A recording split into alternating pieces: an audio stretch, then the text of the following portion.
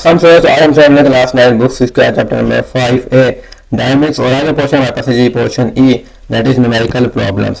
तो आज के लेक्चर में स्टार्ट करते हैं। फर्स्ट नंबर 1 पे हमारे पास न्यूमेरिकल है जी a force of 20 newtons move a body with acceleration of 2 metre per second square what is its मास। हम लोगों ने उसका मास निकालना है। तो एज वी नो दैट हमारे पास F इज इक्वल टू क्या होता है जी m होता है, ठीक है। फोर्स होती है जी मास इनटू एक्सेलरेशन के। हमें फोर्स दी गई है और एक्सेलरेशन दिया गया, हमने मास फाइंड करना है। तो मास को रेंज करेंगे, मास की साइड कर देंगे और एक्सेलरेशन उठा के हम लोग इस साइड पे लेंगे। हमारे पास आ जाएगी मास इक्वल टू आ जाएगा जी फोर्स ओवर ग्रेविटी और ये आपने वैल्यू पुट की तो हमारे पास रिजल्ट आ गया जी 10 kg। तो आई होप क्वेश्चन नंबर 1 क्या समझ आ गई।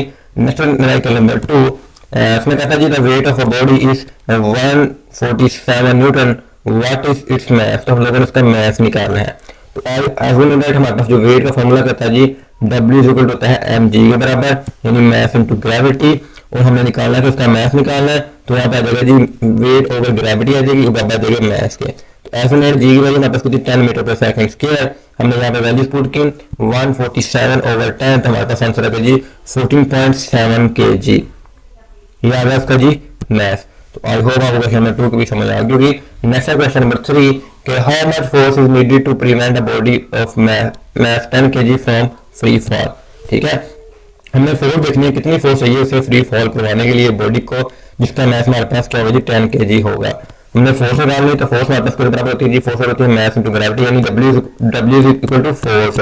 ठीक है, force equal to W that is equal to mg के बराबर है और मास हमारे पास कितना है जी 10 kg 10 की वैल्यू होगी और जी की वैल्यू हमारे पास क्या 10 मीटर पर सेकंड स्क्वायर जो कि हमारे पास जो है आइडियल है सॉरी प्रीफिक्स है वैसे है ना। तो दोनों की वैल्यू पुट की हमारे पास आंसर आ गई जी 100 न्यूटन्स। ठीक है, इतनी फोर्स चाहिए 10 kg का जो मास उसको प्रिवेंट करने के लिए फ्रॉम फॉलिंग, ठीक है, रोकने के लिए उसे। तो आई होप क्वेश्चन नंबर 3 की समझ आ गई। नेक्स्ट क्वेश्चन नंबर 4 तो find the acceleration produced by a force of 100 Newton's in the mass of 250 kg। यानी हमने उसका एक्सेलरेशन निकालना है। अगर हमारे पास जो फोर्स हो वो 100 न्यूटन की हो और जो मास हो वो कितना हो 250 kg का। तो हमें पता है हमारा फार्मूला कहता है जी force equal to mass into acceleration. Acceleration निकालना था तो हम लोगों ने एक्सेलरेशन को जो है वो इस साइड पे दिया तो मास उठा के हम लोग इस साइड पे ले गए इस साइड पे। हमारे पास इक्वेशन आ गई जी acceleration equal to force over mass. Force हमारे पास ये 100 न्यूटन और मास कितना है 250 kg। तो इसको सिंपलीफाई किया हमारे पास आंसर आ गया जी 0.4 metre per second square. It's clear. तो ये था हमारे पास क्वेश्चन नंबर 4। तो आई होप कंसेप्ट क्लियर हो गया होगा।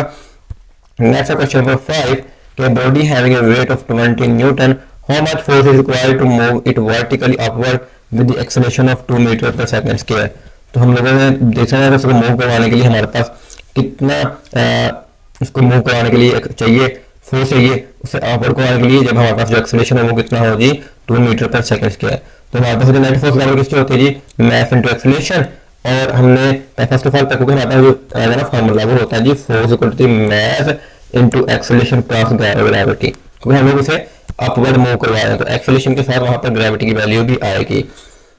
तो जैसे कि हमें यहाँ पर जो है मास जो है वो गिवन नहीं है ना, हमें सिर्फ उस फोर्स पता है और हमें उसकी एक्सेलरेशन पता है और जी की वैल्यू पता है, हमें मास उसका नहीं पता। तो उसको फाइंड करने के लिए हम क्या करेंगे यहाँ पर फॉर्मूला लगाएंगे कि इसका वेट का W इक्वल टू mg है ना। तो यहाँ पर वो लगाया जिसकी वजह से हम लोगों ने क्या किया जी मास का निकाल लिया। वेट हमारे पास कितना था वेट का वेट 20 न्यूटन था और हमारे पास जी की वैल्यू 10 तो हमारे पास उसका मास निकला जी 2 kg और फिर हमने जो है इस यहाँ पर पुट किया इस फार्मूले में 2 kg मल्टीप्लाई में जो उसका एक्सेलरेशन है वो कितना था 2 metre per second square plus 10 जो है ग्रेविटेशनल कांस्टेंट की वैल्यू है हमने वो पुट की तो हमारे पास फोर्स आ गई कितनी 24 न्यूटन की। ठीक है, जो मैं बता रही कि अगर हमारे पास 2 kg का जो मास होगा अगर उसका जो वेट है यानी इस पर लगने वाला ग्रेविटेशनल फील्ड है वो 20 न्यूटन हो और उसका जो एक्सेलरेशन है वो कितना हो जी 2 मीटर पर सेकंड स्क्वायर तो वहां पर जो फोर्स लग रही होगी वो न्यूटन की होगी। It's clear. तो आई होप क्वेश्चन नंबर 5 का कांसेप्ट क्लियर हो गया होगा। Next question number 6 if an object has a mass of 10 kg what is his weight on earth. अगर हमारे पास कोई ऑब्जेक्ट उसका मास कितना हो 10 kg हो तो उसका जो वेट है वो कितना होगा। तो सिंपल हमारे पास फार्मूला जी weight is equal to mass into gravity.